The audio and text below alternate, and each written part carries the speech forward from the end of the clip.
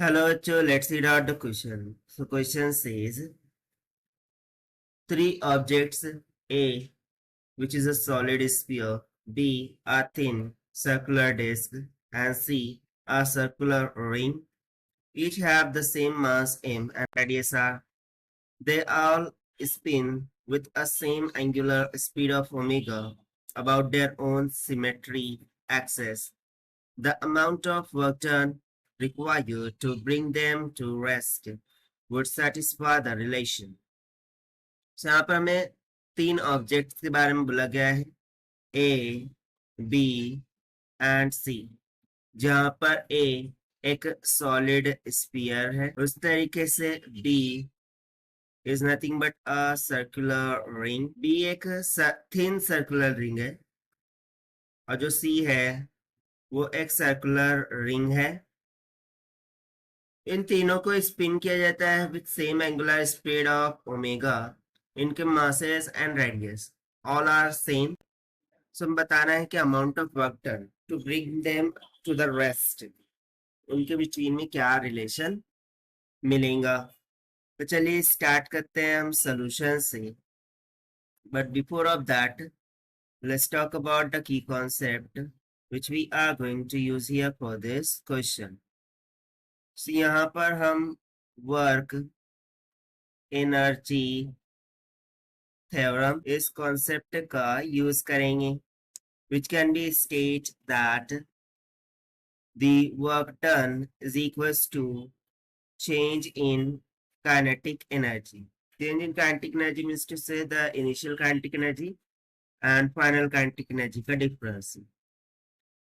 So rest में लाना है तो ऑब्वियसली फाइनल काइनेटिक एनर्जीज तो जीरो हो जाएंगी।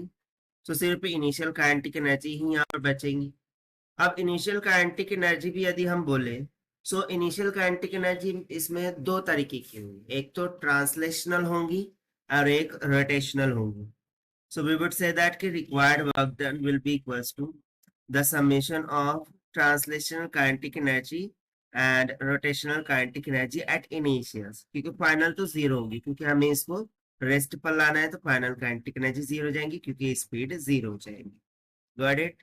सो this will be equals to, अब ट्रांसलेशनल काइनेटिक एनर्जी क्या होगी तो mv square divided by 2 plus में rotational kinetic energy will be 1/2 I into omega का स्क्वायर। अब यहाँ पर m मास है, v वेलोसिटी है, I मोमेंट ऑफ इनर्शिया है, ओमेगा एंगुलर वेलोसिटी है। तो basically translational kinetic energy is due to linear motion and rotational kinetic energy is due to the circular motion. अब according to question यहाँ पर बोला गया है कि तीनों की तीनों सर्कुलर मोशन कर रहे हैं विथ एंगुलर स्पीड ओमेगा, यानी कि यहाँ पर कोई भी लीनियर मोशन नहीं हो रहा है। That is why kinetic energy, translational kinetic energy भी जीरो हो जाएंगी। सो जो रिक्वायर्ड वर्क डन होगा it must be equals to 1/2 I omega का स्क्वायर। अब ओमेगा भी तीनों के लिए सेम है, 1/2 भी सेम ही होगा। So we can clearly say कि work done will be directly proportional to the moment of inertia. So चूंकि हमें तीनों ऑब्जेक्ट के लिए यहाँ पर रेशियो निकालने के लिए बोला गया है वर्क डन का, सो हम बोलेंगे work done for A is to work done for B is to work done for C, this will be equals to. So A क्या है, एक सॉलिड स्पीयर है। सॉलिड स्पीयर के लिए मोमेंट ऑफ इनर्शिया अबाउट इज axis कितना हो जाता है 2/5 mr का स्क्वायर इज टू। बी क्या है, एक थिन सर्कुलर डिस्क है। ओके यहाँ पर बी, यहाँ पर डिस्क है। Okay this is nothing but a disc और C is a ring. So disc के लिए moment of inertia about its axis हो जाएगा 1/2 mr का स्क्वायर। उस तरीके से सी इज अ रिंग, सो उसके लिए मोमेंट ऑफ इनर्शिया हो जाएगा mr का स्क्वायर। mr का square mr square cancel out हो जाएगा and ratio will become equals to 2/5 is to 1/2 is to 1।